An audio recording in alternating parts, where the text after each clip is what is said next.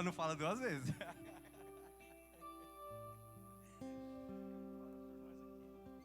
Vamos orar. Estenda suas mãos aqui para frente. Pai, nós te louvamos pelo privilégio de poder sentar e não só simplesmente, Pai, ficar olhando e ficar, ó Pai, com a mente fora daquilo que o Senhor estabeleceu para esses dias. Obrigado porque o Senhor levantou um canal para comunicar com a terra, que é o teu Filho, Senhor. Usa o teu Filho como boca do Senhor neste lugar. Toca nossas vidas através da tua palavra, Senhor. Guarde a casa dele, a família dele, tudo que levar o nome, o sobrenome do teu Filho seja guardada agora neste lugar. E que a voz dele ecoa, Senhor, sobre o Paraná, sobre esta cidade. E que aonde estiver, ó Pai, um ouvido atento, aberto a te ouvir, seja tocado pelo teu Espírito. Que haja cura, que haja, Senhor, uma libertação. E que acima de tudo, o Senhor encontre em nós, ó Pai, uma disposição para cumprir a tua palavra em nome de Jesus.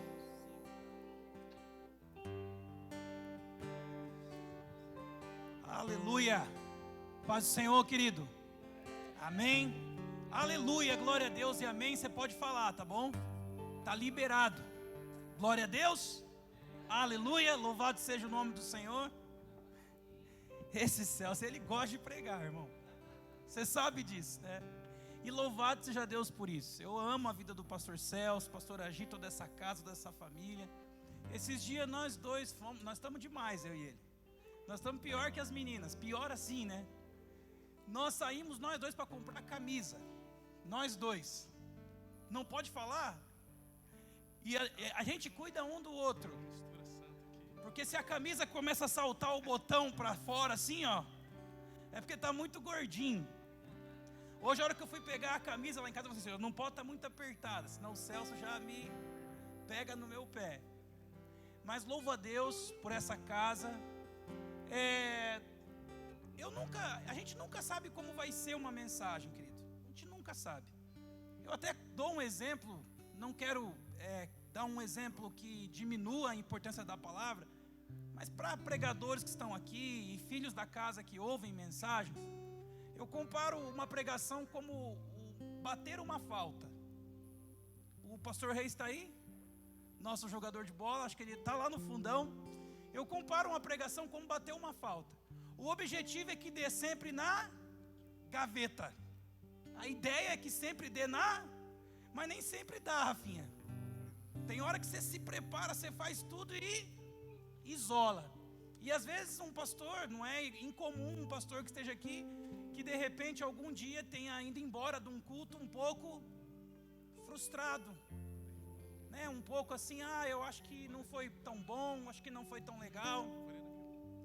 Mas é justamente nesses dias, às vezes, que você ouve um testemunho.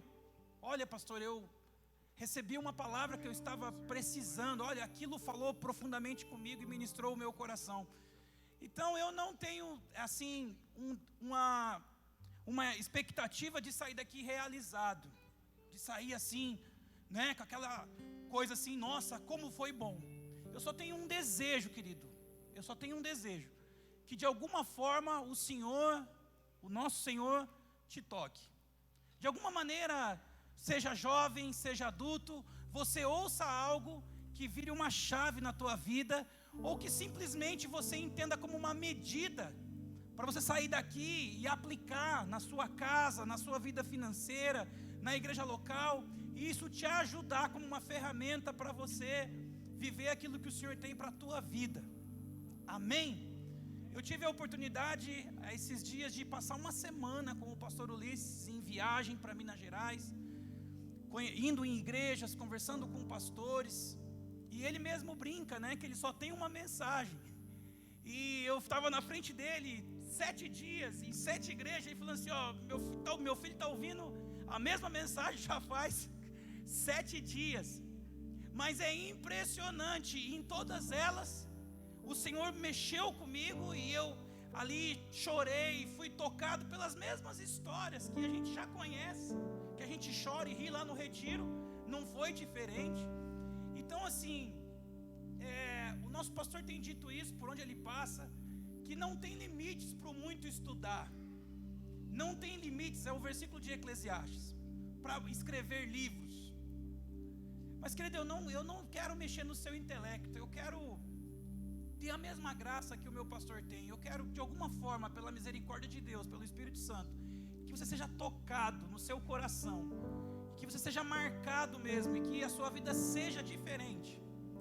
Então, talvez uma história que eu contar aqui a respeito do que eu vivi, não que eu esteja pregando ao meu respeito, mas que a partir dessa história você fala assim: olha, se aconteceu com ele, também pode acontecer comigo. Se ele viveu isso, também pode acontecer comigo, e ainda numa proporção ainda maior. Então, eu quero que você abaixe sua cabeça, feche seus olhos. Eu peço que você faça isso, por favor. Eu queria que você pedisse: Senhor, toma esse ambiente. Senhor, toma a minha mente, toma o meu coração. Senhor, eu faço parte da família do reino, eu faço parte do exército de Cristo, da igreja do Senhor, e eu tenho uma longa jornada para percorrer, e eu preciso da tua direção, Senhor. Eu preciso da tua voz falando ao meu ouvido, ao meu coração. Então, Senhor, ministra ao meu coração nessa tarde. Fala comigo, Senhor. Eu estou aqui, Senhor Deus, eu não estou aqui como alguém que já sabe de tudo, como alguém que está só para cumprir um protocolo, uma obrigação.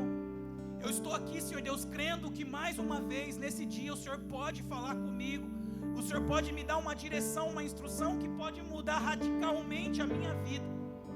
Então, Senhor, faça isso pelo Teu Espírito, faça isso por meio da Tua Palavra, faça isso, Deus, por Tua graça e por Tua misericórdia, Senhor, em nome de Jesus. Queremos o Teu nome engrandecer. Sim, engrandeça o nome do Senhor E agradecer-te por Tua obra em nossas vidas. Confiamos em Teu infinito amor. Sim, Jesus. Pois só Tu és o Deus eterno sobre toda a terra e céu. Sim, meu Deus, diga: queremos o Teu nome engrandecer, Senhor. Queremos o Teu nome engrandecer. Sim, Jesus. Sim, Senhor. E agradecer-te por Tua obra em nossas vidas. Confiamos em Teu infinito amor. Sim, meu Deus. Sim, Jesus. Pois só Tu és o Deus eterno sobre toda a terra e céu.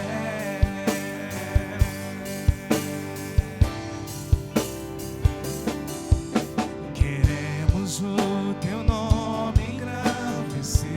Você pode levantar suas mãos e declarar: e agradecer-te por Tua obra em nossas vidas.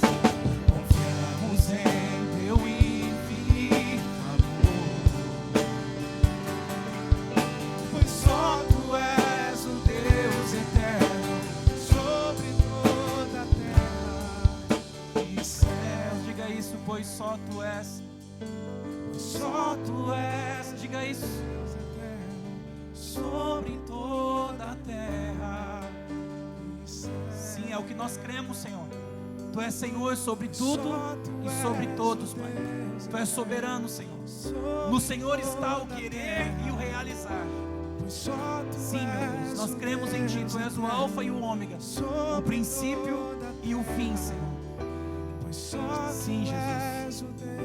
Sim, meu Rei. Sim, meu amado. Aleluia. Aleluia, louvado seja o nome do Senhor. Eu estava ali lembrando com a Gi. Eu conheci o pastor Celso, essa casa, essa mesa apostólica no ano de 2018. E olha como o tempo passa, né, Fábio? Nós já estamos em 2022. Já estamos caminhando junto há 4 anos. E olha como que é importante você aprender. Aprenda pequenas coisas. Aprenda pequenas coisas. Eu tinha um pastor E ele me ensinou uma coisa, ele falou assim: quando você for num lugar diferente, igual esse lugar aqui, que daqui a pouco nós vamos tomar um café gostoso, não converse só com quem você conhece. Quando você for num lugar, você sabe de que eu estou falando, Rafa. Você chega em alguém que você não conhece e fala: ô querido, a paz, tudo bem? Como é que é seu nome? De que cidade que você é? E começa ali. Assim surge diversas conexões. Daqui a pouco você descobre que ele mora na cidade que um parente seu mora. Daqui a pouco você descobre que ele trabalha com algo que você também trabalha com aquilo. Isso tudo é o diálogo, as conexões. E eu, Dinael e a Meire, que estão aqui me acompanhando, nós fomos no Mevan em 2018, numa EMAP, caímos lá de paraquedas, assim, caímos igual o cachorro que cai da mudança, meio perdido, e eu vi um pastor sentado com a mochila no pé assim, era o pastor Marcos de Paranavaí, e eu perguntei: ô pastor, né, como é que é seu nome, que cidade que você é? Ele falou que era o Marcos de Paranavaí. Falei: que legal, também sou do Paraná.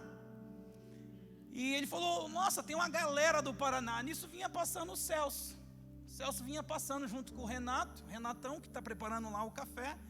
E o Celso falou assim: ó, vem ali comigo que eu estou indo ali na livraria. Aí ele foi pegar o livro que ele apresentou aqui, Curados para Servir. Se você não leu ainda nenhuma das literaturas, comece por essa. Curados para Servir, visão, paternidade e liderança. Leia esses 3 livros, essa série desses 3 livros. Aí, eu sou um cara, eu tento ser obediente. Ele falou: pega esses 3 livros e leia. Peguei esses 3 livros, trouxe, comecei a ler, comecei a aplicar na igreja, e foi começando a construir em nós uma visão de reino. Se você caminha junto conosco, se você caminha na plataforma Mevan, você e eu, nós precisamos entender que eu preciso construir uma visão de reino. Eu preciso entender que nós temos uma herança de religião. E eu não estou falando da última igreja que você saiu. Estou falando desde o catolicismo. Quando a Bíblia fala que Jeú cumpre a sua unção específica de matar Jezabel, vocês sabem do que eu estou falando? Ele vai, se comunica com os eunucos atiram Jezabel da janela abaixo, e a profecia se cumpre, os cães vêm e dilaceram o corpo de Jezabel, acaba com o corpo de Jezabel, só que tem um problema: as paredes ficam salpicadas do sangue de Jezabel. Sabe o que significa as paredes salpicadas? O resquício da religiosidade. Todos nós aqui, posso colocar todo mundo no mesmo pacote sem medo de errar, todos nós temos um resquíciozinho da religiosidade. E nós precisamos todos os dias beber muita água limpa para nos limpar, nos purificar e sair desse lugar que não é o propósito de Deus para nós. Então, um dos nossos grandes objetivos é desenvolver uma visão de reino, não uma visão religiosa. Amém? Já está uma medida aí, já está um sinal para você, a partir daí, buscar isso no Senhor, em oração, em revelação, nas literaturas, naquilo que você vai começar a ler agora, você vai enxergar de uma outra forma. E aí, desde aquela época, nós começamos a participar desse café. Sempre reconhecemos essa casa como uma plataforma apostólica, sempre, desde o início, né? Para andar em unidade, querido, tem que ter perseverança. Nesse meio do caminho, com certeza alguma coisa que eu tenha feito não tenha alegrado o pastor Celso, ou vice-versa, mas nós perseveramos em andar em unidade. Estamos aqui, graças a Deus. Quando eu cheguei aqui, nós estávamos iniciando a comunidade Vinde. Quanto que eles nos ajudaram, todos eles, pastor Ulisses, pastor Celso, Rudilei, todos os amigos, estiveram lá conosco, ministrando, nos ajudando. A Ana tem as mensagens gravadas até hoje. Vez ou outra ela senta e escuta novamente. E o pastor Celso falou do retiro lá, e no retiro foi dito algo que vem de encontro com o que eu tenho muito forte no meu coração. Nós não abrimos igrejas. Nós já aprendemos isso. Igrejas nascem.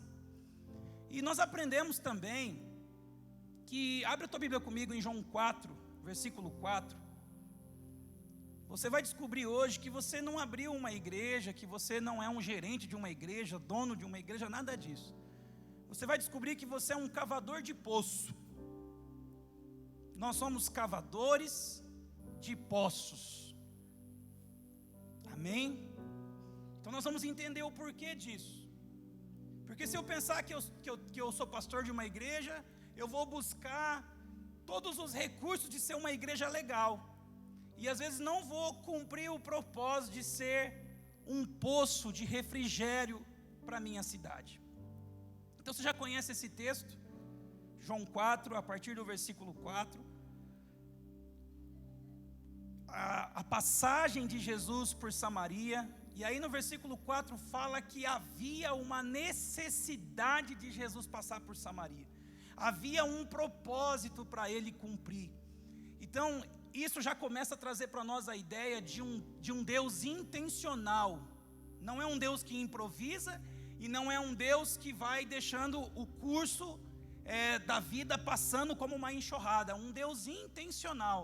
Um Deus que procura numa geração, numa cidade, um homem, uma mulher que esteja disposto a fazer a sua vontade. Um Deus intencional, que entendia a necessidade de passar por uma cidade para tocar uma pessoa. E como que eu leio a Bíblia de forma mais prática e menos teórica?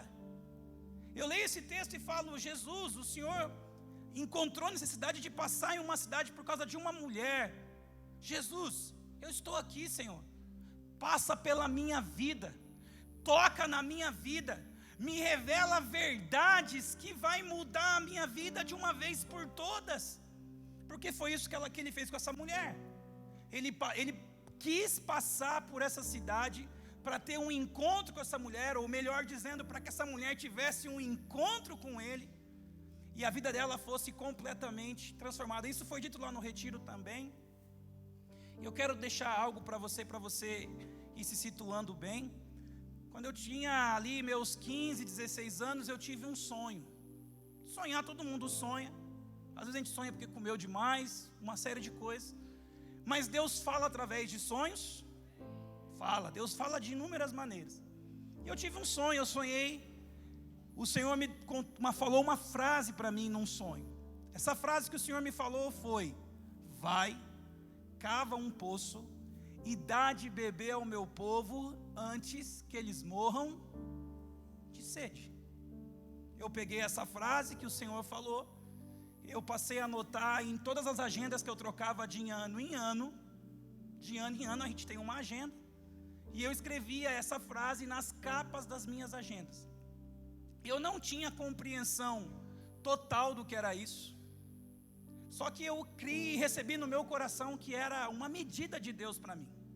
Vai, cava um poço e dá de beber ao meu povo antes que eles morram de sede. Até eu ouvia um tal de pastor Luiz Hermínio pregando sobre esse texto e não dando ênfase em Jesus, nem na mulher, nem no poço, nem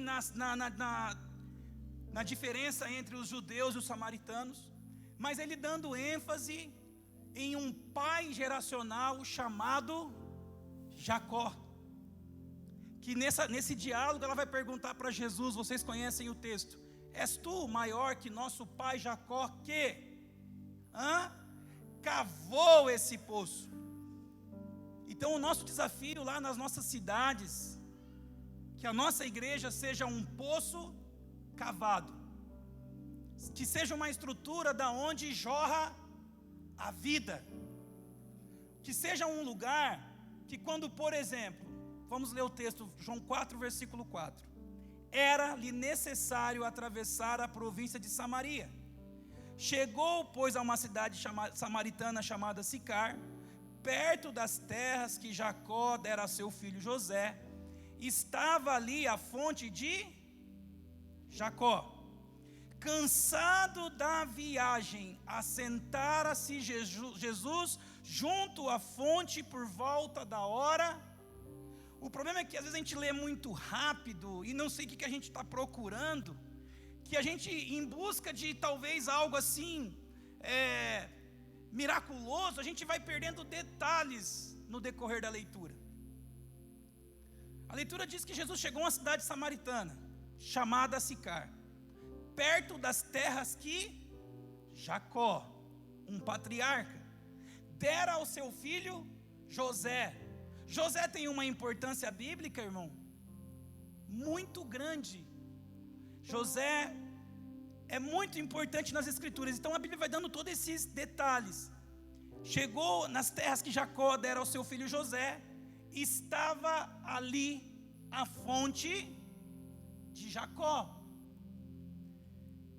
Cansado da viagem, assentara-se junto à fonte por volta da hora sexta. Ele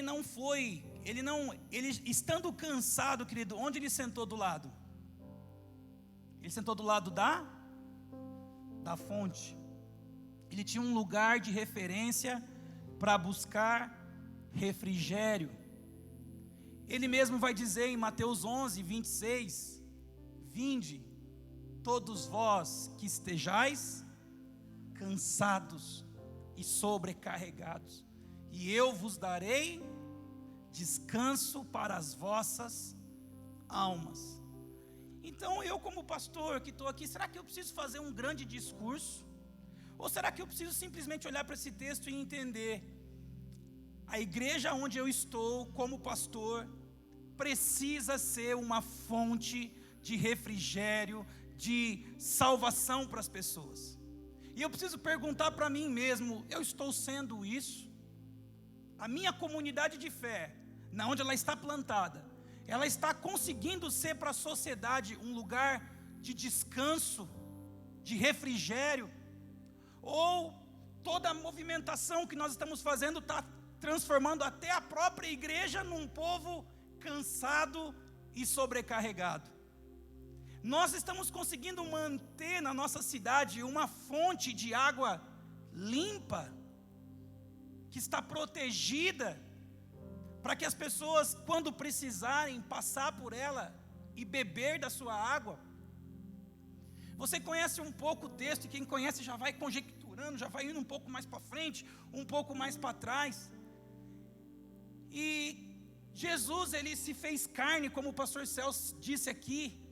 Ele é aquele que se esvaziou e assumiu a forma de servo.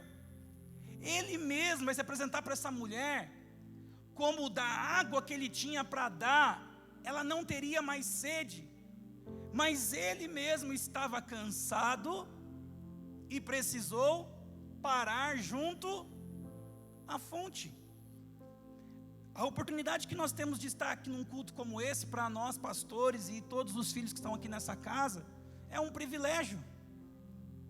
Porque talvez você ali no dia a dia, você tem que estar lá na igreja, cumprindo o seu papel, ensinando, fazendo tantas coisas. Mas aqui você não veio por causa de uma obrigação. Não temos uma obrigação estatutária, não temos nada disso. Eu vim aqui por causa de uma aliança.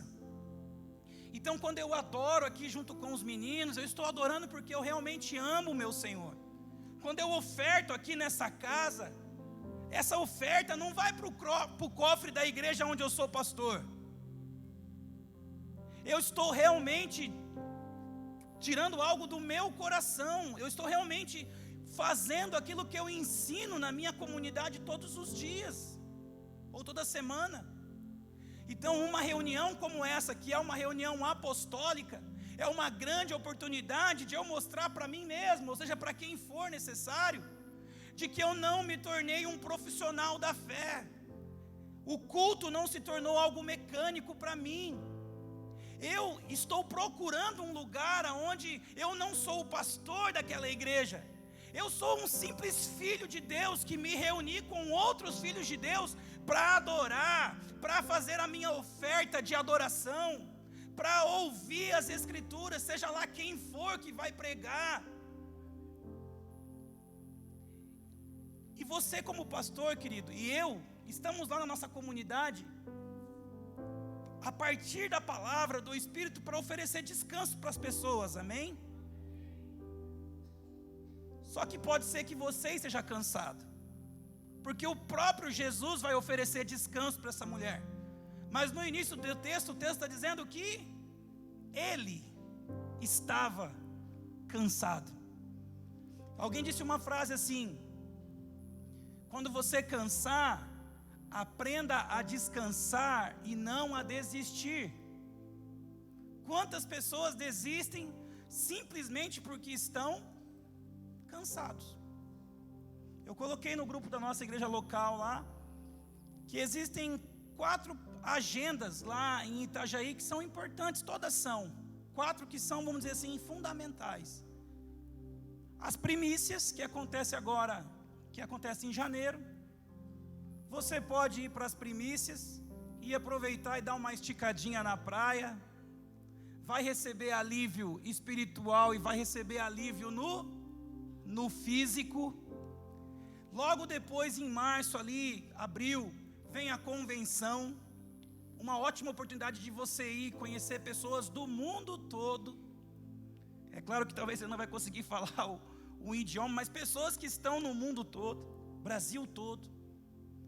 Logo depois tem a EMAP, que nem é colocada entre essas, mas a gente gosta muito por causa da história que ela representa para nós, que é ali em junho, julho. E o retiro em setembro, outubro. O retiro, querido, é uma ótima oportunidade do pastor ir ali com a sua esposa, com os filhos ou sem os filhos. Dá um tempo ali para não precisar se preocupar com o café da manhã, com a cama que tem que arrumar. Um tempo de descanso, refrigério. O pastor Luiz pregou isso num dos cafés. Descansar para nós é algo tão... A gente às vezes tem tanta dificuldade de fazer isso, que Deus colocou o descanso como um mandamento. Os homens iriam trabalhar 6 dias, e no 7º dia eles iriam descansar. A gente tem tanta mentalidade de servir, de fazer, que quando a gente não está fazendo nada, a gente pensa que está em pecado, não é? A gente pensa assim: nossa, eu estou em pecado, não estou fazendo nada, como é que pode? Eu desviei. Não, querido, vai ter momento que você vai precisar, eu e você vamos precisar descansar. E uma coisa que foi dito lá no retiro, que todas as vezes que Deus fazia uma tipologia de Cristo na Bíblia, teve uma relação entre o tipo de Cristo ou o próprio Cristo, a sua noiva e o poço. Isaac foi um tipo de Cristo. Quando Isaac é levado pelo seu pai para oferecer o sacrifício, para ser oferecido em sacrifício, ele mesmo levou a madeira do sacrifício nos ombros. Então Isaac estava ali representando o que o pai ia fazer, entregando seu filho como sacrifício. Aí mais tarde, o servo de Abraão, agora de Isaac, vai em busca de uma esposa para Isaac. Onde que ela estava? No poço, pegando água.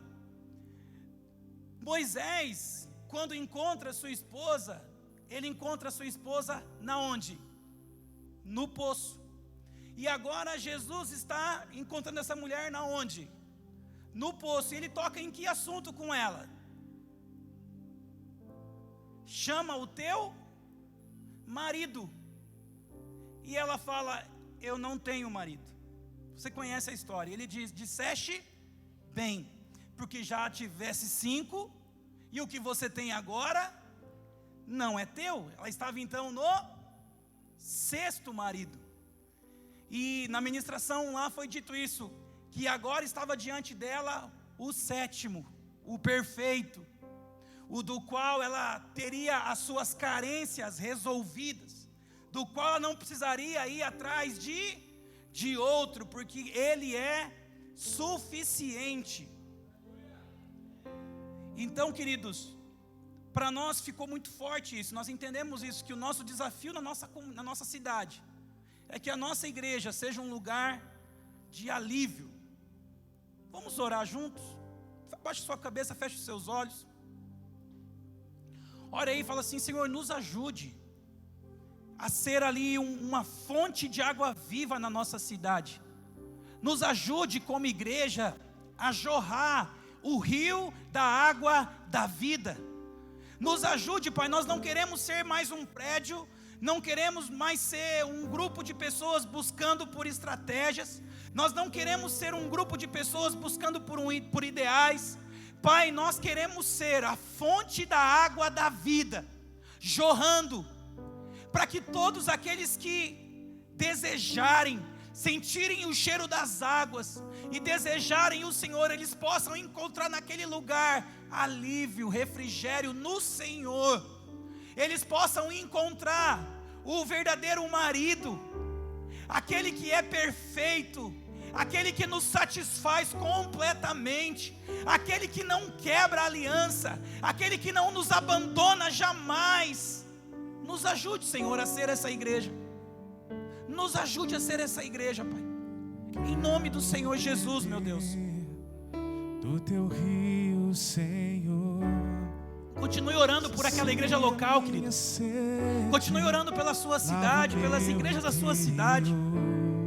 Continue orando pela igreja que nós estamos trabalhando para edificar no Senhor. Ore por ela. Peça, Senhor, nos ajude. Nos ajude, Senhor. Sim, meu Deus. Fonte de águas vivas. Tu és a fonte, sim, Senhor. Sim, meu Rei. Sim, Jesus. Sim, meu Deus.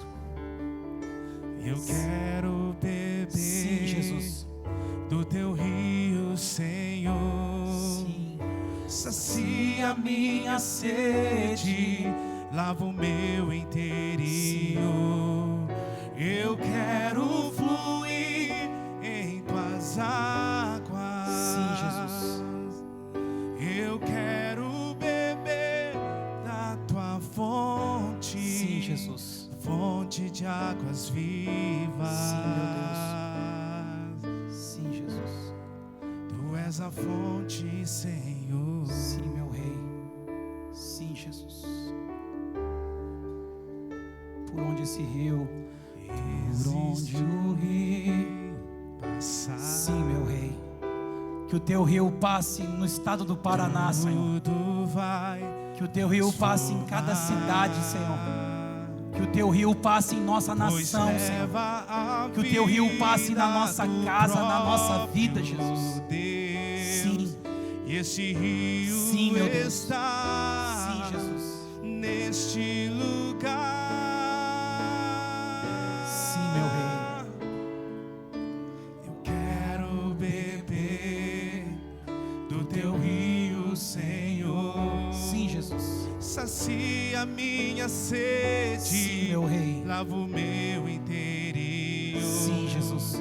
Eu quero fluir. Sim. Dá de beber, Senhor.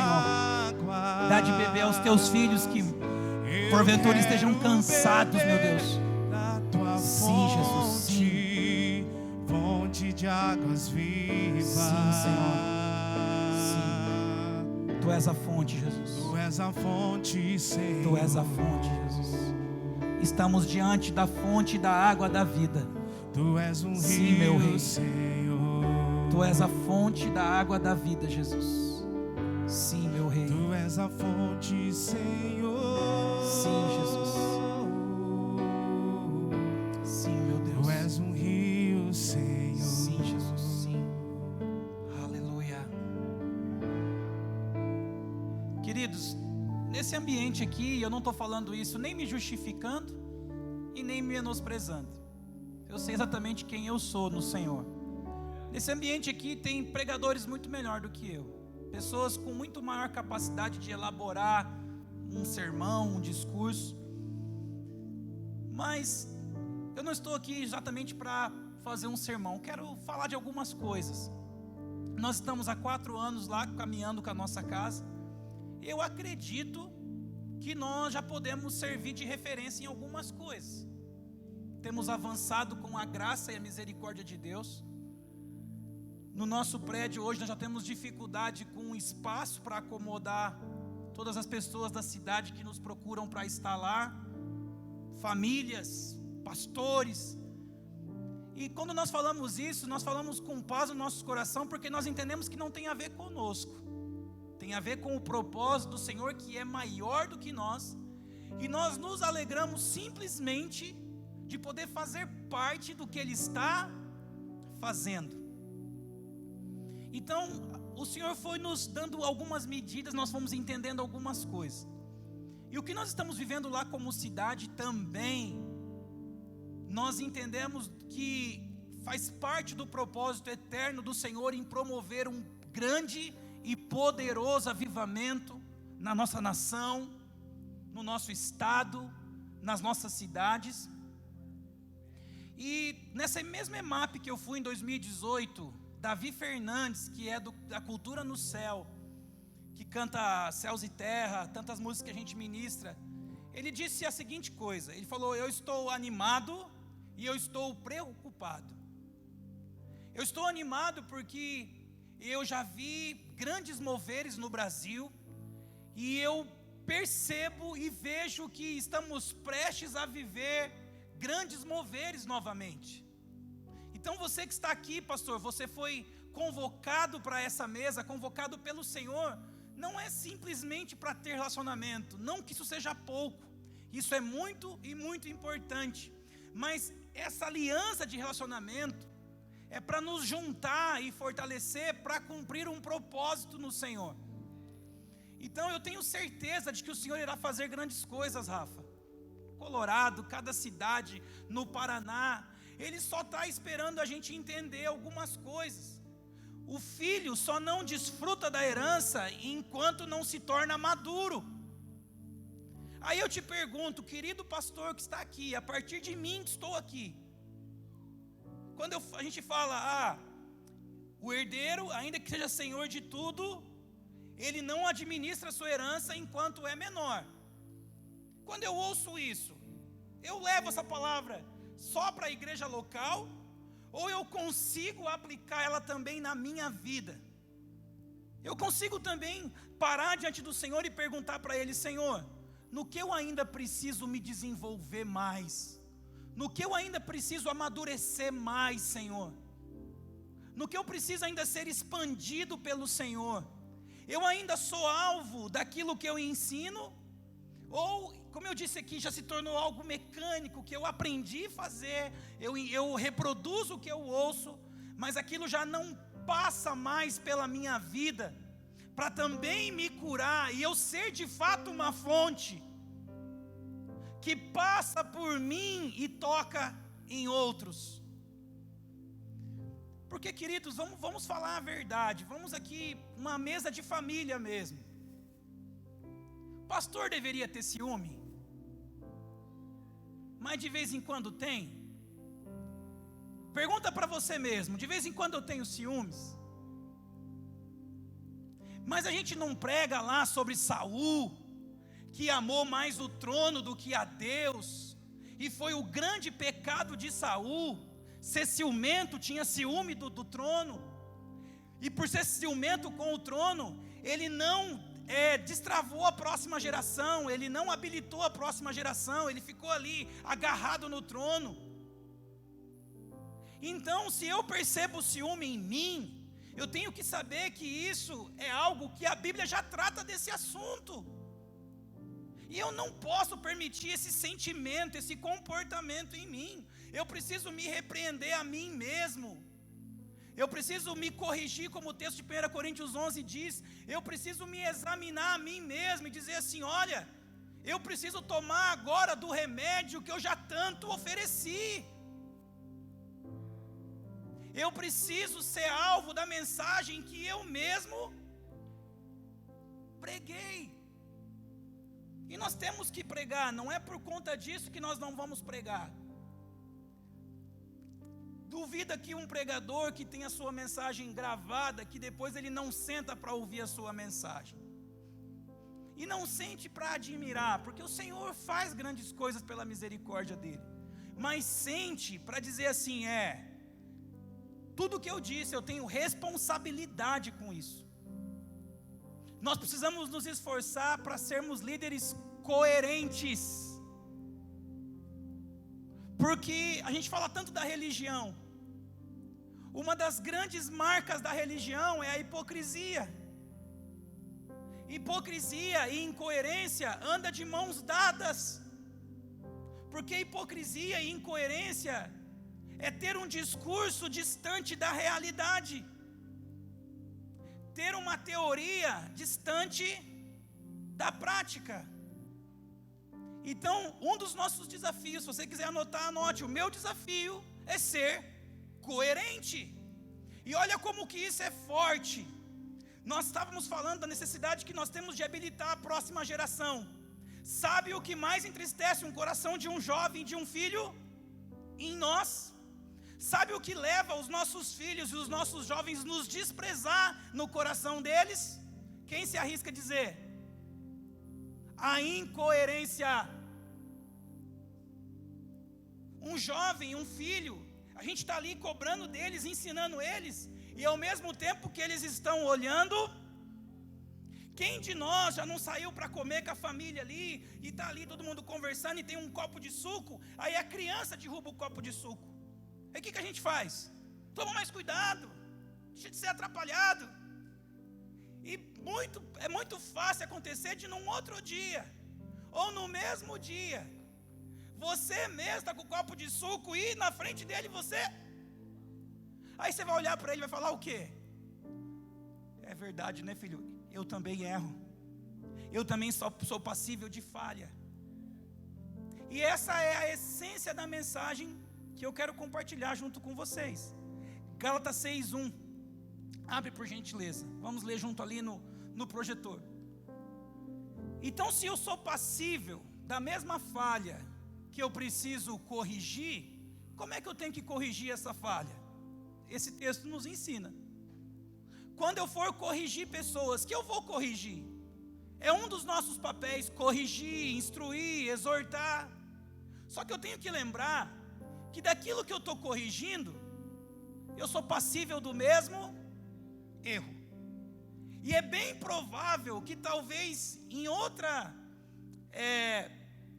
escala, em outra medida, eu esteja cometendo o mesmo erro.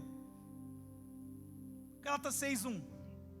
Irmãos, se alguém for surpreendido em alguma falta, vós que sois espirituais, corrigir. Tem aquela fala assim, né? Aquelas pessoas quando estão no erro, a primeira frase que elas usam é assim: não julgueis, para não ser, usam só essa parte. E às vezes algumas pessoas não querem corrigir, não querem se expor. Se você vê alguém em alguma falha, você precisa corrigir. Me diz uma coisa, pastor, quantos aqui andam em aliança com o Mevan, aqui a partir dessa mesa aqui em Arapongas? Levanta a mão para mim, por favor. Amém, louvado seja Deus por isso. Se em algum momento você for surpreendido em alguma falta, você que congrega numa igreja, em algum momento o teu pastor sentar com você para te corrigir em alguma falta, como é que vai ser o seu coração em relação a isso? Sabe qual deveria ser o nosso comportamento? Quando alguém, com todo respeito, chegar junto com a gente e falar: querido, eu preciso pontuar algo com você. Sabe qual deveria ser a nossa atitude? Muito obrigado. Porque você, me olhando de fora, você consegue ter uma visão de mim que eu não tenho. Então, muito obrigado, porque você está preocupado com o meu crescimento e com o meu desenvolvimento. Muito obrigado. É claro que não é porque eu estou dizendo a verdade que eu posso ser duro, porque eu preciso repreender com espírito de brandura. Como que eu faço isso? Eu tenho que separar a pessoa do erro. É assim que Deus trata com a gente. É aquela história que a gente fala: Deus abomina o pecado, mas ama. Então Deus separa a prática da pessoa. Deus abomina a prática, Ele abomina aquela ação, mas a pessoa, Ele... Muitas vezes a gente revela no nosso coração que a gente não gosta tanto de gente assim. Quem de nós aqui um dia ficou com vontade de não ver ninguém? De evitar um encontro? Quantos de nós, cansados, precisando descansar, precisando ficar sozinho? Normal. Eu chegando de viagem com o pastor Ulisses, falei para Ana assim: Ana, descobri uma coisa, que eu gosto de gente, mas igual o pastor Ulisses eu não gosto não. Eu descobri que ele gosta mais de gente do que eu gosto. E eu pensei assim: e se tiver gente que gosta ainda menos do que eu, como que a coisa não vai ser?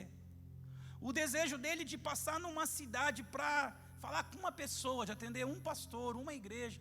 E é por isso que a Bíblia fala assim: vocês que são espirituais, quando você tiver que corrigir a falha de alguém, faça com brandura. Às vezes que a gente está doido para encontrar uma falha em alguém, já para ir com os 2 pés no peito, julgar o coração da pessoa. Ah, no começo não era assim. Ah, depois disso, daquilo outro. Então se eu tiver que corrigir, ou tiver que ser corrigido, isso tem que ser feito de qual forma? Deixa lá para mim, por favor. Com o espírito de brandura. E não acabou. Guarda-te, para que não sejas também tentado. Então quando eu vou corrigir meu filho, quando eu vou corrigir um filho na fé, quando eu vou falar para um pastor amigo de algo que talvez ele não esteja percebendo, eu não posso me prevalecer de daquele momento talvez ter a razão, já ser áspero ou já provocar ali uma inimizade. Não, é simplesmente assim: querido, tem algo aí que não está legal, irmão. Eu já passei por isso, eu já tive essas dificuldades, eu também tenho dificuldade nessa área, mas eu estou lutando contra isso. Ó, querido, eu já tive essas dificuldades. Eu lembro quando a gente começou a andar junto, e a gente ainda tinha algumas terminologias, algum vocabulário.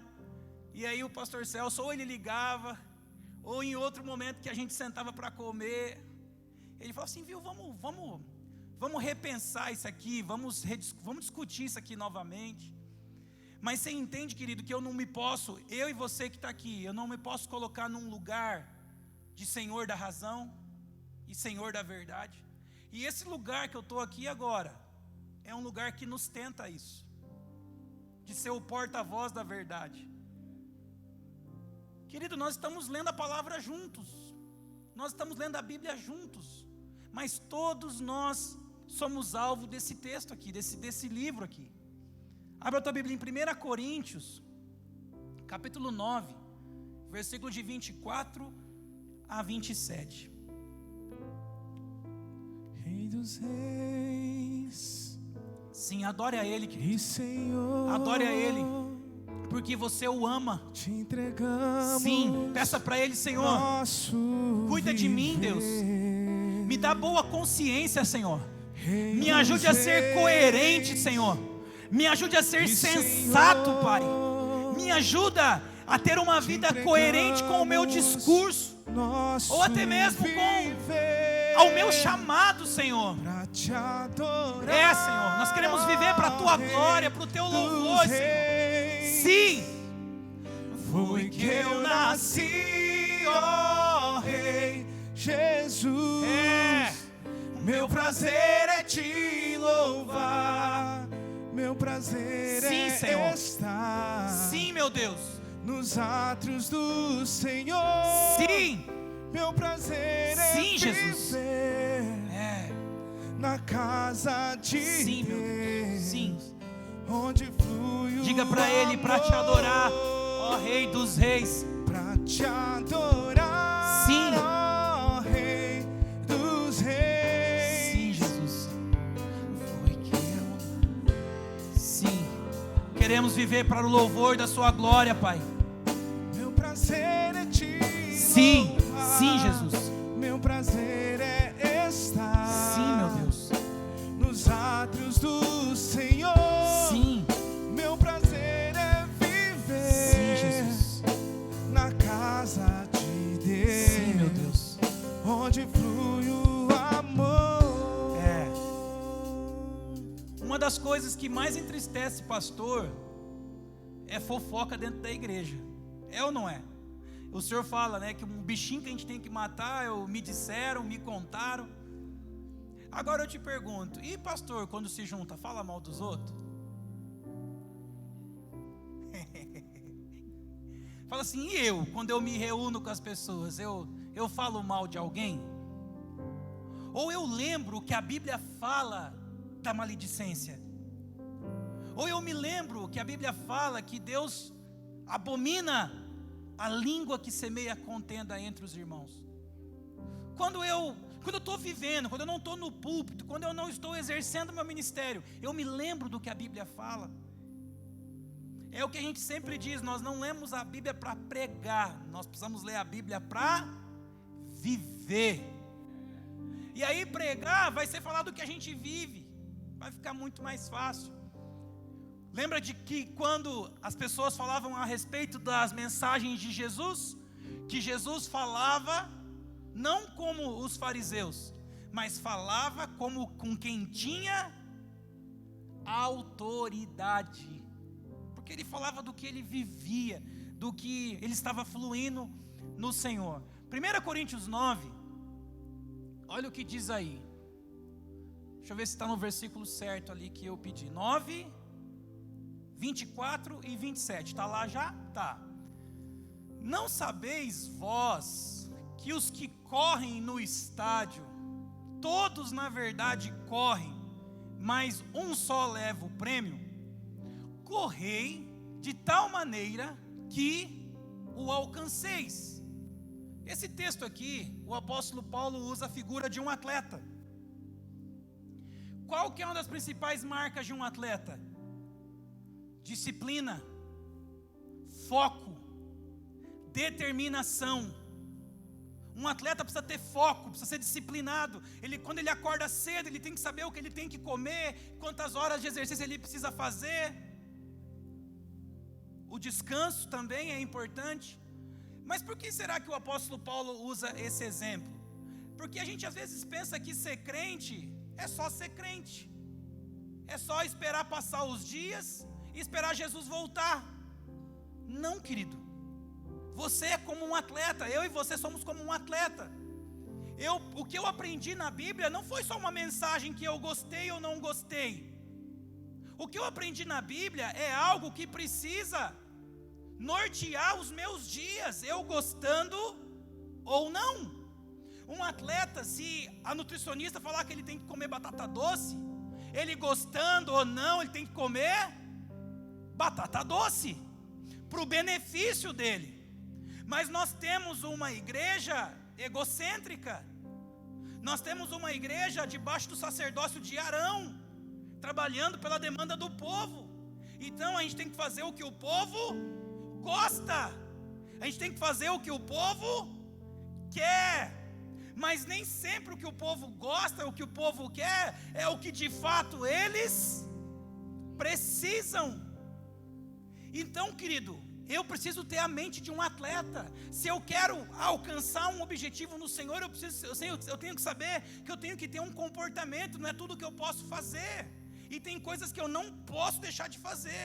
Está dando para entender? Não é uma vida displicente, não é uma vida de qualquer jeito, não é ir vivendo como todo mundo vive. Eu preciso ter uma disciplina. Existem algumas regras que norteiam a minha vida. Se eu quero cumprir um propósito, se eu quero alcançar um objetivo, eu preciso atender a algumas medidas. Você quer realmente ser um filho de propósito? Você quer realmente alcançar os objetivos no Senhor?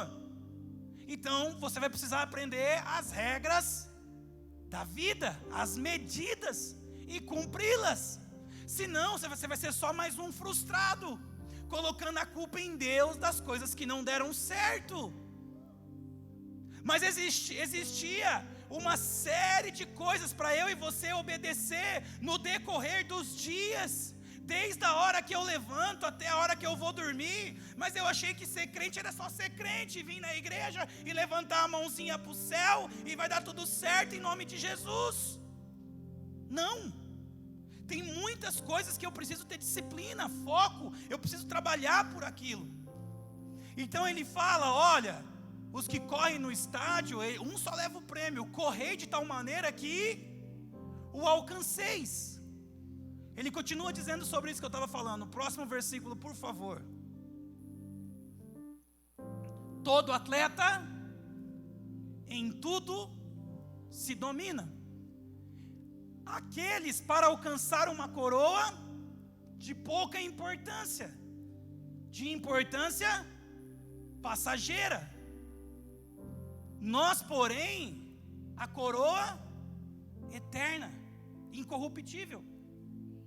O texto está falando da incoerência nossa como filhos de Deus.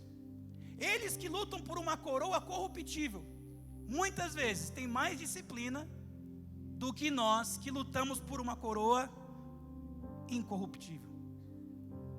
E ele continua dizendo, todos sendo assim, não corro como quem corre sem alvo.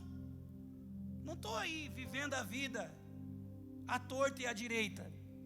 Não corro como quem corre sem alvo, e não luto como quem esmurra o ar.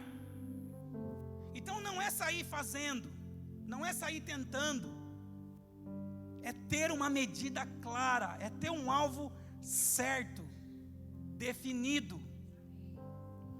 Mais um, por favor. Mas esmurro o meu corpo e faço dele meu escravo, para que depois de ter pregado aos outros, eu mesmo não venha a ser reprovado. O que Paulo está falando? Como ministro do Evangelho, eu preciso ter disciplina, eu preciso ter foco, eu preciso cuidar do meu comportamento, das minhas atitudes, daquilo que eu faço. Como um atleta tem essa disciplina em busca de um objetivo. E eu preciso vigiar muito contra mim mesmo, para depois de ter ensinado e falado da verdade do Evangelho para tantos, eu mesmo em determinado momento não venha a ser achado. Queridos, prestem atenção. Lembra que eu falei do Davi sobre ele estava animado e preocupado? Quem já viu um avivamento na sua cidade? Igrejas cheias, ginásios cheios, estádios cheios. O que acabou com esses avivamentos? Fala para mim, sem medo. Adultério, roubo, briga. Foi ou não foi assim? Foi ou não foi assim, queridos? E vem cá, então vamos lá, vamos ser bem prático, bem objetivo. Houveram avivamentos, igrejas cheias, ginásios cheios, estádios cheios, mas tudo isso acabou, porque veio a tentação no adultério, e nós que tanto ensinamos, não usamos do ensino como um escudo no dia mau. A gente fez daquilo, a gente se embriagou com tudo aquilo, estou me envolvendo, porque é assim que a gente tem que fazer, se incluir, para não ser um acusador, mas ser um intercessor.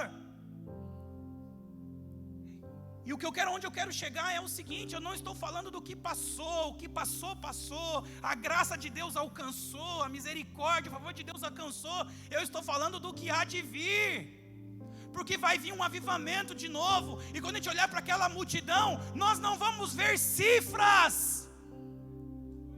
nós não vamos ver oportunidade para os nossos negócios, ainda que naturalmente o Senhor vai prosperar. Vai haver um novo avivamento, vai haver, já está havendo. Olha isso aqui, um sábado à tarde, juntaram uma mesa de pessoas aqui, e eu estou justamente te falando, quando o povo ia entrar na terra prometida, o livro de Deuteronômio é o livro da repetição. Sabe quando a mãe vai sair de casa e fala, olha, cuidado para não esquecer o ferro ligado, olha, cuidado para não fazer isso. O livro do Deuteronômio é isso. A preocupação de Deus, depois que aquele povo entrasse na terra, passasse a plantar, a colher e prosperar, para que aquele povo não se esquecesse do Senhor. O que vai acontecer depois que a gente crescer, prosperar, sentar nas cadeiras de governo do município, do estado, lá na nação brasileira? O que vai acontecer? Nós vamos, como um atleta, ter a disciplina de saber que eu não posso me envolver com determinadas coisas, ou eu vou me embriagar e viver displicentemente e permitir que eu acabe me desviando do propósito. Então nós precisamos ser simplesmente coerentes, querido, daquilo que o pastor Luiz, quem não admira uma mensagem do pastor Luiz? Todos nós admiramos, mas ele tem uma fala assim de uma das mensagens dele: ei, pare de admirar o que eu prego, eu não prego para admiração de ninguém, cumpra o que eu prego. A admiração da mensagem não vai te levar a lugar nenhum, ou a não ser, pode até te levar para a idolatria. Então não admire mensagem, não seja um admirador de mensagens. Um dos problemas que nós temos é esse: a gente admira, a pessoa começa a fazer umas musiquinhas ali, começa a falar umas frasezinhas ali, a gente já promove como o pregador e o ministro da moda. E chove de seguidor no Instagram, e chove de convites para a agenda. Um resquício da idolatria, da necessidade de colocar alguém como figura de proa. O pastor Luiz mesmo diz isso. Então, querido, sabe o que você faz? Esses dias mesmo o pastor Luiz veiculou um videozinho que ele fez lá na reunião do Mevan Global. Quem está entendendo, está prosperando, está fluindo, está crescendo. E eu não posso estar nesse meio, nessa mesa farta, e não comer do pão que está colocado sobre ela, e viver, continuar numa mentalidade miserável, religiosa. Coloca ali para a gente ir caminhando para o final, Neemias 13, 26, a pastora Patrícia, acho que ela precisou sair, ela esteve conosco lá na nossa comunidade, e eu li esse texto com ela, porque ela está aí pleiteando uma cadeira lá de deputada federal, e nós estamos nesse tempo, né? Nós temos muitos cristãos, filhos de Deus, que estão ali, e eu acredito nisso, eu acredito que realmente eles precisam ir, e eu acredito que a gente tem que preparar os nossos filhos para ocuparem esses lugares. Mas eu fiz uma pergunta para ela: e depois que a gente chegar lá, como é que vai ser? Vai haver escândalo de corrupção no nosso meio? Vai haver adultério no nosso meio? Vai haver, irmão? Porque nós vamos ser tentados. Até nós que falamos daquele que fez, nós vamos ser tentados. Nós vamos se lembrar que a gente condena isso, que a Bíblia condena isso. A gente vai se lembrar que isso é errado e isso vai comprometer uma geração, uma família, uma cidade. E a gente vai lutar contra isso, ou contra qualquer outra coisa que possa ser prejudicial ao reino. Neemias fala de um tempo de restauração. Coloca lá para mim, Neemias 13, 26, por gentileza. Neemias vem, restaura a sua cidade que havia sido destruída. Aí ele volta lá para servir o rei, e depois ele volta para fazer uma supervisão. Quando ele volta, ele pega os homens casando com mulheres estrangeiras. Daí ele fala o seguinte: não foi por causa do casamento, não foi por causa de casamentos como esses que Salomão, rei de Israel, pecou. Entre as muitas nações não havia rei como ele. Ele era amado por seu Deus, e Deus o fez rei sobre todo Israel. Mas até mesmo ele foi induzido ao pecado por mulheres estrangeiras. Como podemos tolerar o que ouvimos? Como podem vocês cometer essa terrível maldade e serem infiéis ao nosso Deus? O sentimento de Neemias, querido, é um sentimento de derrota, porque ele viu aquela cidade jogada ao lixo, e ele veio, trabalhou, guerreou e restaurou aquela cidade, promoveu uma restauração, um avivamento.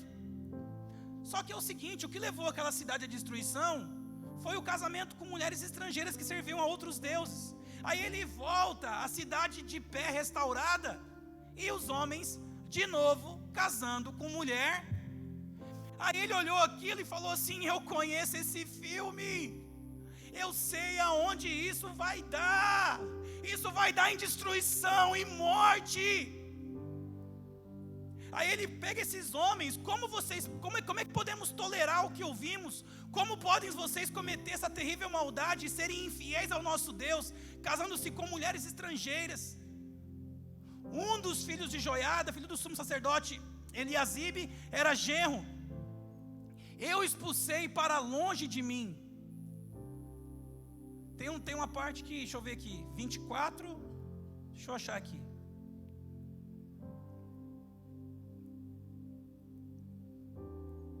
Versículo 24 mesmo. Seus filhos, Neemias 13, 24. Volta lá para mim, por favor. Tá certo lá? Será que eu que estou errado aqui? Estou aqui com a Bíblia aberta. Neemias 13, 25. Eu os repreendi, olha aqui que é isso, e invoquei maldições sobre eles. Bati em alguns deles e arranquei os seus. Aqui Neemias não tinha lido Gálatas 6, irmão.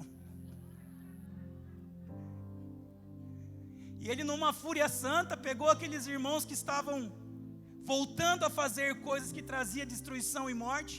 Eu os repreendi, invoquei maldições sobre eles, bati em alguns deles, arranquei os seus cabelos, fiz com que jurassem em nome de Deus e lhe disse: não consintam mais em dar as suas filhas em casamento aos filhos deles, nem haja casamento das filhas deles com os seus filhos com vocês.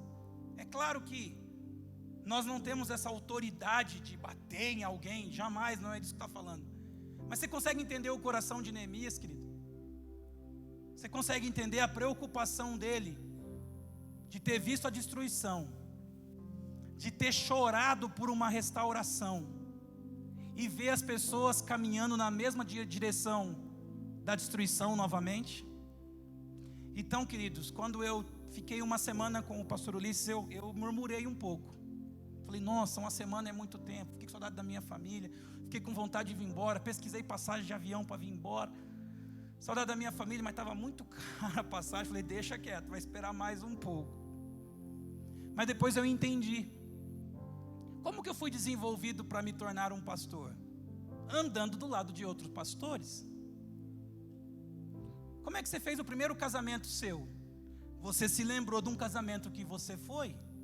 E ainda que pelo Espírito do Senhor você teve a sua espontaneidade. Eu sou assistente social. Eu fiz alguns anos de aula teórica, mas eu fiz estágio. No estágio você aprende a prática. E lá, para falar bonito, eles falam a praxis, né? A praxis do serviço social, da psicologia. Mas é a prática, é o estágio, na prática, o estágio de campo. Então, para eu me desenvolver como pastor, eu tive que andar do lado de pastores, e andei. E agora, para eu me desenvolver no apostólico, eu preciso andar do lado de alguém que flui e que cumpre o ministério. Então tem que suportar. Só que tem um detalhe. O pastor Luiz disse isso lá no retiro, e eu quero finalizar com isso. Qual que é a função do ministério apostólico? Corrigir, entre outras, corrigir as movimentações equivocadas da igreja. Então, se essa casa aqui, você reconhece ela como uma mesa apostólica, nós vamos nos reunir para se alegrar, para fazer culto, para tomar café, para fazer acampamento, para fazer retiro, para fazer tanta coisa. Mas em algum momento também você precisa permitir que essa mesa apostólica corrija a sua movimentação, corrija algum excesso, alguma falta. Porque esse é o papel do ministério, dentre outros do ministério. Deixa eu ver como que eu escrevi aqui, para ver se eu escrevi mais bonitinho. Corrigir a movimentação e proteger princípios. A nossa função, a função do ministério apostólico, é corrigir alguma movimentação errada e proteger princípios. Pode subir aqui a equipe da adoração, por favor. Enquanto isso, vocês abram comigo um texto conhecido, Salmo 139, versículo 23 e 24. Lá em Lucas 6, 42, fala sobre o cisco e a trave. Você conhece o texto. O texto fala assim: antes de querer tirar o cisco do olho do teu irmão, tire a trave que está no seu. Esse texto nos ensina que a gente enxerga o defeito dos outros maior e enxerga os nossos menor. Quando enxergamos. Porque nesse caso, aquela pessoa estava querendo corrigir a outra, sendo que ela estava com a visão totalmente impedida. E o Salmo 139, você conhece esse texto, versículo 23 e 24. Essa oração de Davi. E lembra que eu falei sobre Saul, sobre ser ciumento? Quantas coisas que a gente já ouviu. Quem é que lembra da mensagem de Onã, da síndrome de Onã? Quem sabe qual que é a síndrome de Onã? Onã é aquele que não fica entusiasmado em gerar no nome de outro. Será que eu, quando aquela movimentação não leva o nome da minha igreja local, não leva o meu nome, será que eu tenho o mesmo ânimo, a mesma motivação? Ou eu corro o risco de ter a síndrome de Onã? Será que quando eu vejo alguém prosperando perto de mim, ou o Senhor se alegrando com ela, será que no meu coração brota o sentimento de inveja, como brotou no coração de Caim? Será de todas as histórias que eu ouvi, de todas as mensagens que eu já fiz, em algum momento eu também não preciso me arrepender? Eu escrevi assim,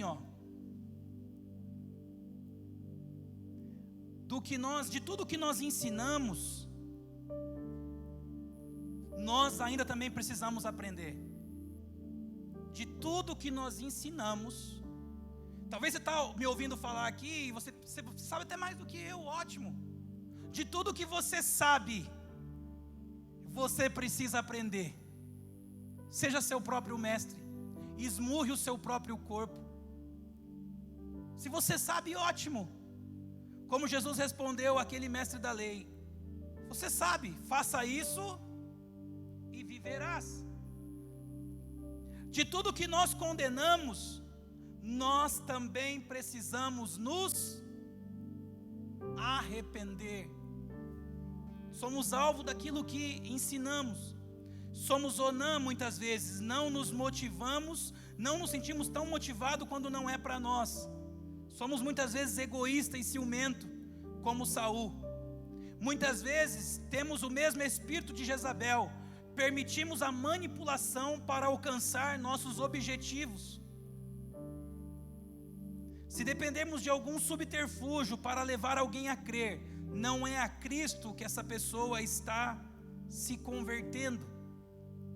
Mas o Salmo 139 que eu disse que está lá, fique de pé comigo, querido, por favor, e leia esse salmo junto comigo, tão conhecido. Sonda-me, ó Deus, e conhece o meu coração. Prova-me e conhece as minhas inquietações. Sonda-me, ó Deus, e conhece o meu coração. Esse já foi lido, né? Vê se em minha conduta algo te ofende e dirige-me pelo caminho eterno. Deixa aí, por favor.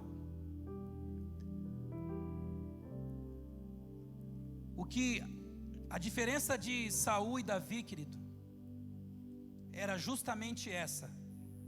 Os dois erraram, porque todos erram. A diferença é que Davi tinha condições de reconhecer o seu erro. E Saul, quando arguido na sua consciência do seu erro, ele justificou, e se enfureceu, e se distanciou. Só que preste atenção, Davi também não era tão bonzinho assim não, querido. Preste bem atenção no que eu vou dizer agora. Quando Natã vem à casa de Davi para arguir a sua consciência do seu erro, Natã precisou, pela sabedoria do Espírito, criar uma condição para Davi enxergar quem ele havia se tornado. Quando a gente prega, o nosso desafio é o desafio de Natã. Natã chegou e não esfregou logo na cara o erro de Davi. Ele contou uma história. E o próprio Davi deu a sentença. Então ele criou uma situação onde Davi conseguiu se enxergar quem ele havia se tornado. Feche seus olhos, abaixa tua cabeça. Se Davi, o homem chamado segundo o coração de Deus, estava totalmente cego diante das atrocidades que ele havia cometido, e precisou de um ambiente, precisou de um cenário, para que ele conseguisse olhar de fora dele mesmo, e conseguisse enxergar a perversidade que havia tomado conta dele, para daí então ele poder se arrepender. E eu queria que você, querido, meditasse nisso. Às vezes nós nos tornamos incapazes, às vezes não, a própria palavra fala, nós somos tão maus, que nós somos incapazes de nos arrepender por nós mesmos. Nós precisamos do Espírito Santo para nos conduzir ao arrependimento. Fecha seus olhos, esteja você e o Senhor, e fala para Ele: meu Deus, não permita, Senhor, que eu esteja embriagado, não permita que eu esteja cego. Às vezes eu estou condenando pessoas, ou estou condenando situações, das quais eu também precisaria me arrepender, talvez em outro aspecto, mas também eu penso que estou ensinando e corrigindo, mas me esqueço que também preciso, diante do Senhor, aprender com o Senhor, me arrepender diante do Senhor. Senhor, em nome do Senhor Jesus, se nós estivermos em uma situação, Pai, onde estamos sendo incapazes de reconhecer os nossos próprios erros, nos coloca nessa situação onde o Senhor nos coloca diante de um espelho e nos confronta com a nossa realidade. Pai, em nome do Senhor Jesus, nós cremos que o Senhor está prestes a fazer a partir da Tua igreja. Mas, Senhor, o inimigo vai armar armadilhas para que a gente caia nos mesmos erros, para que o caminho da destruição novamente seja trilhado por nós. Mas, meu Deus, em nome do Senhor Jesus, nos dê sobriedade, Senhor, nos dê vigilância, Pai, nos guia no Teu Espírito, Senhor. Senhor, tantas coisas que o maligno consegue êxito no meio da Sua igreja: maledicência, facção, inveja, ciúmes, competição. Senhor, nos dá sensibilidade de perceber quando estamos nesse ambiente, e que sejamos como Neemias, sejamos como apóstolos do Senhor, que combate a movimentação errada e equivocada, e protege o ambiente da glória do Senhor, um ambiente onde o Senhor pode fluir e fazer a sua vontade, meu Deus. Pai, nós que ensinamos a muitos, nesse dia, nós não estamos para ensinar, nós estamos para aprender. Pai, nós que nos colocamos diante de muitos para dizer as verdades da Tua palavra, hoje nós nos colocamos diante do Senhor, para que as verdades do Senhor se choquem com as nossas vidas, meu Deus. Sim, Senhor, nos dê um choque de realidade, Pai. Senhor, em todas as áreas onde estamos sendo dominados por espírito de engano, Senhor, nos liberta, Senhor, do engano, Senhor. Sim, meu Deus. Opera a tua grande obra em nós, nosso Deus. Que sejamos como fonte de águas de vida, limpas como cristal, prontas para servir de refrigério às pessoas, às nações. Continue falando com Ele, querido. Peça para Ele: Senhor, me limpa, me purifica, meu Deus. Me limpa, me purifica, Senhor. Sim, Jesus. O meu coração. Sim, meu Rei. Transforma-me conforme a tua palavra e enche-me até que me se ache só a ti. Sim, Senhor. E então, Sim, Jesus. usa-me, Sim, Jesus. Senhor. Colocamos, se você quiser vir aqui à frente, querido, se você quiser se prostrar diante dele, se você quiser pedir para ele: Senhor, me choca com a tua verdade, Senhor. Sim, meu Deus. Sim, Jesus. Sim, Senhor. Flechas que acertam, eu quero ser usado da maneira que te agrade, em qualquer hora ou em qualquer lugar. Eis aqui a minha vida, usa-me. Sim, Jesus. Senhor. Sim, Senhor. Nos prostramos diante de ti, Jesus. Sonda-me. Esse é o processo, querido. Quebranta-me, transforma-me, enche-me e usa-me. Primeira coisa é a tomada de consciência. Sonda-me. Sim, meu Deus. Nos conduz ao arrependimento, Pai. Transforma. Sim, Senhor, transforma a nossa vida, meu Deus. Encha-nos do teu Espírito, Deus. E aí então, Senhor, sonda-me, quebranta-me. Sim, meu Deus. Sim, Jesus. Enche a minha vida e usa-me. Sonda-me, sonda-me. Sim, nosso Deus, nós nos prostramos diante de ti, Senhor. Nós queremos ser guiados de toda a verdade, Senhor. Enche-me e usa-me, Senhor, como um farol que brilha à noite, como ponte sobre as águas, como abrigo no deserto. Sim, meu Deus. Sim, Jesus. Ser usado da maneira que te agrade. Sim, meu Rei. Sim, meu Deus. Sim, Jesus. Eis aqui a minha vida. Sim, Jesus. Usa-me. Sim.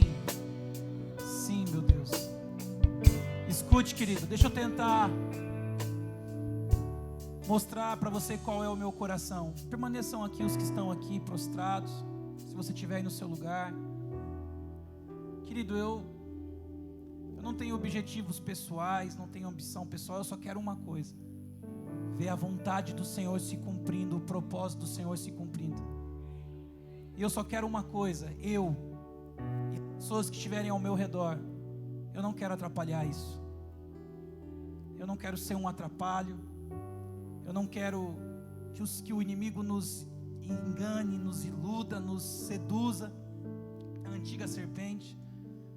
Então você, querido pastor que está aqui, querido filho de Deus, irmão na fé, que congrega ali numa igreja, a igreja é poderosa, querido. A igreja, ela é a maior instituição na terra.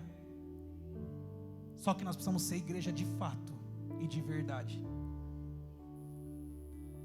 Então nós temos muito motivo para nos arrepender diante do Senhor. Nós temos muito motivo para clamar pelo quebrantamento da parte do Senhor. Porque nós somos bons de discurso, querido, mas nós somos ruins de prática. Nós somos bons para dizer o que os outros têm que fazer. Principalmente nós, pastores.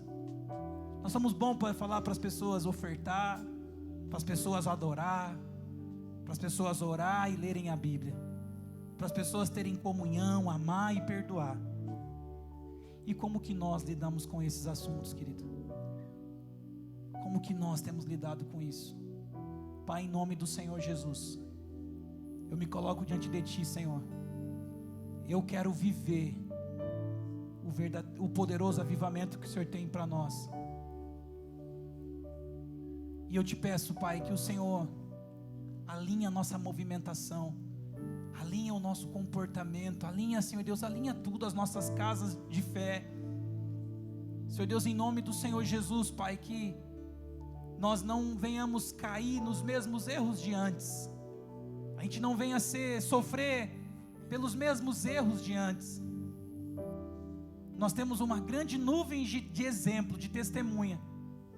Então que a gente possa olhar firmemente para Jesus, o autor e consumador da nossa fé, e viver o Teu propósito, a Tua vontade para nós, Pai, no nome de Jesus, Senhor.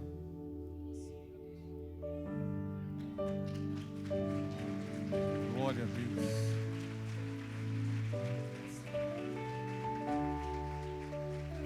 Se você quiser ficar aqui na frente, ainda pode ficar. Se você quiser voltar para o teu lugar, fique à vontade. Sabe, irmãos, uma mensagem dessa é para a gente rever, não o que está na frente dos nossos olhos, mas o que está no espelho, que é a nossa vida. Tem uma coisa que marcou muito a gente lá no retiro, esses dias que a gente passou lá, é que se o ministério que nós estamos servindo, nós não encontrar com o diabo, é porque nós estamos indo para o mesmo lugar que ele. Nós vamos ter que dar de frente com ele, irmãos. Por isso que Tiago diz assim: sujeitáveis, portanto, a Deus. Resistir, essa palavra resistir significa encarar. Encarar o diabo e ele fugirá de vós. Nós não estamos indo para o mesmo lugar que ele, mas ele também não vai levar lá nada do que é nosso, do que Deus confiou nas nossas mãos. Ele não tem honra, irmãos, mas o Senhor tem buscado os filhos e tem despertado o coração dos filhos para honrar o Pai nesses dias. Por isso que eu acredito na casa de paternidade. A casa de paternidade não tem competidores, tem família. É um irmão olhando para o outro irmão e dizendo: que bom que você está avançando.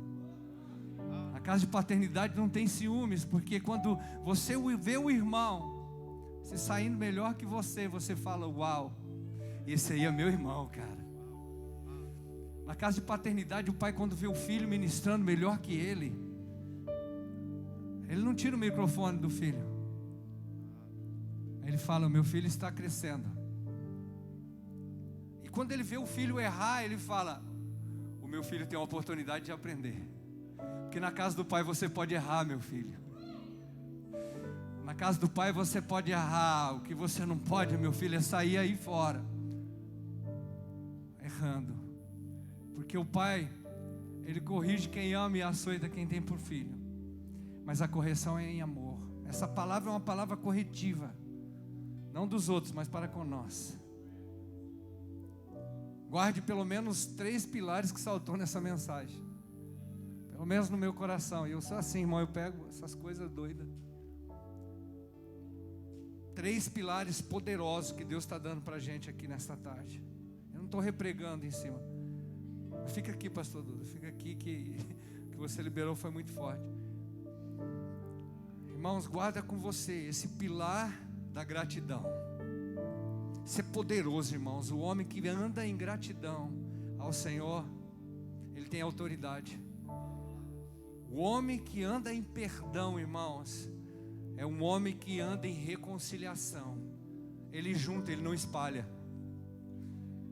O homem que anda com o pilar de perdão, se perdoa e perdoa, ele anda somando e agregando no reino. Ficou muito claro nessa mensagem isso. E o terceiro pilar poderoso, irmãos, é o homem que anda em fé. Eu sei em quem eu tenho crido. Por isso, não importa o que eu estou vivendo, não importa o que eu estou passando, eu sei que meu Pai está me treinando. E Ele tem uma coroa incorruptível para mim. Ele tem um lugar na eternidade onde a dor, a aflição, a decepção, ela não vai me frustrar, ela não vai me fazer parar, porque eu não sou um homem que fui chamado para começar. Eu fui um homem chamado para começar e finalizar. Aleluia! Então acredita que o Senhor é fiel e justo para completar a boa carreira que Ele iniciou na nossa vida. Amém, irmãos? Glória a Deus. Antes de encerrar agora, para a gente ir embora, senta um pouquinho.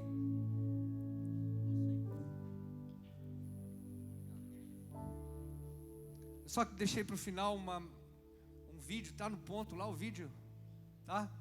Tem um vídeo da pastora Mônica, lá de Colorado, esposa do nosso pastorzão querido Rafinha. Ela como que é o nome que vai ter lá, pastor? Vai ter um congresso de dança e ela toda a mesa está convidada, todos os pastores de toda a igreja, manda para lá seus grupos. Vai ter lá 2 dias, é isso? 2 dias. Vai ter lugar para pousar lá? Tem? Para comer também? De graça? Não paga nada? Então vou para lá também, irmão, 2 dias. Passa aí o vídeo.